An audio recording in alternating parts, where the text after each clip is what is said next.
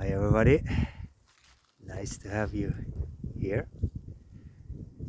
Today I am standing here on the edge of one part of my land. So you see behind me here I got my fence and behind me here is the neighbor's land.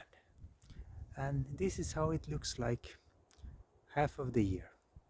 And half of the year he have buckwheat or often buckwheat or something. So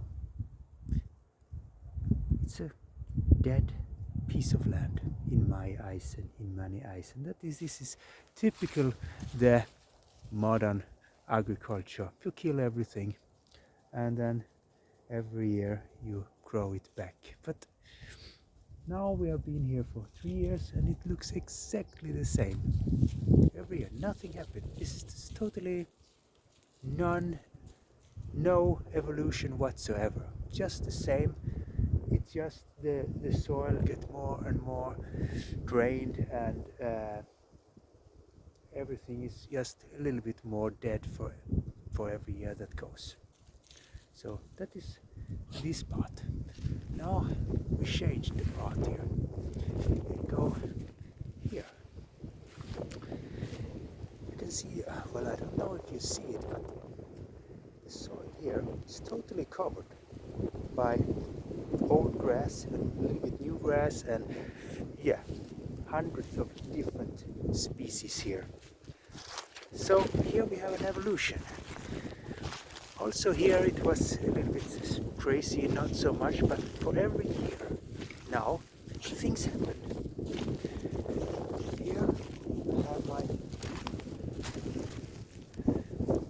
small now, so the walnut trees. So I have walnut trees here, and every year things happen. It evolves, it grows.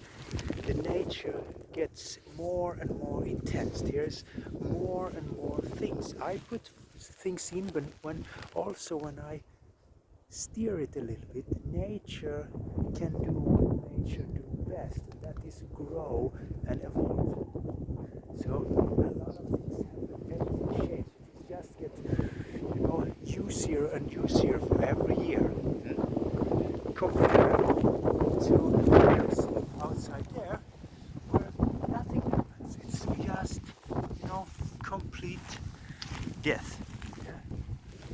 So this differentiation between what's happened here and what's happened with my neighbors here just will be more and more interesting to see the difference. So, and even down here, my other neighbor, I don't know if you see it, but in the forest and close to the forest, all the leaves are falling down there and creating black earth.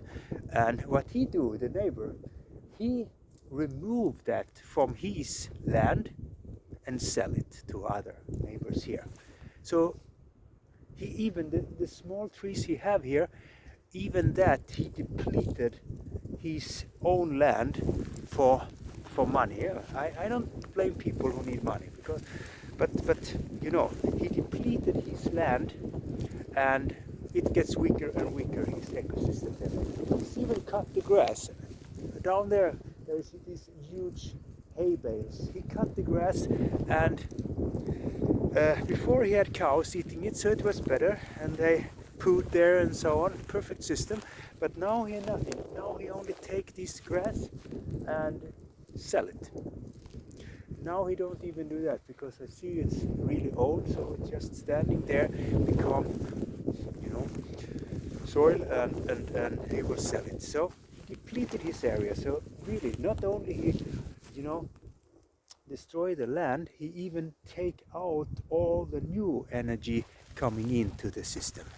So what I'm doing here, I let everything stay. You see, here we have a thick, you don't notice, but I'm walking here, and it's like 20-30 centimeters of thick layer of protection for the sun.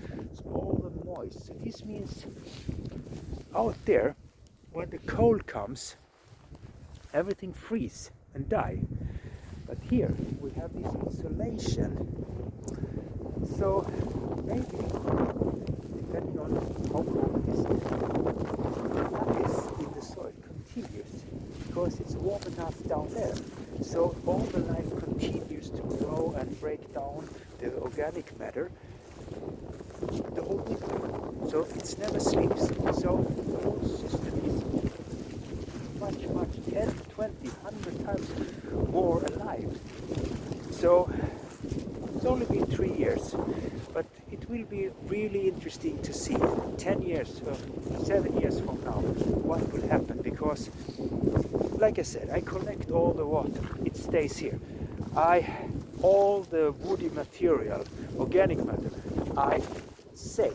I don't sell it or burn it and take it away.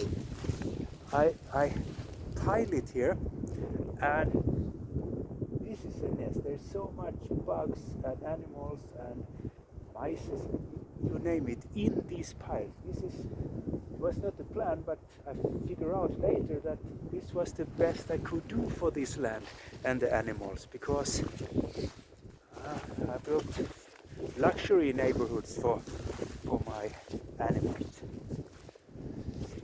So the water stays, the organic matter stays, the energy stays in the system and just expands. So that's the difference between working with nature instead of working against nature. So the land here will just be more and more fertile and better for every year, and the land out there, my neighbor's land, will just get worse and worse. And all these farmers complain that fertilizer is so expensive and chemicals and poison, everything is more and more expensive, inflation, oil, why? It's just more stupidity in my eyes. Okay, well, we also have stupidity here, but biologic stupidity. The boar, the wild boars. I have 3 pigs here, and they, oh my god, they have destroyed everything. Yes, that's the price you pay when you try to work with nature. Nature arrives. Well, I'm actually rather angry about it, but what can you do? When we came here, that was what we fell in love with. All the animals was here, and you want them here, but at the same time you don't want them to destroy things. It's really hard balance. Still trying to figure out how to do it. I'm slowly building fence and so on, but then you close them out, and I'm not happy about that, but I'm able to do it for some areas, and some areas I don't do it.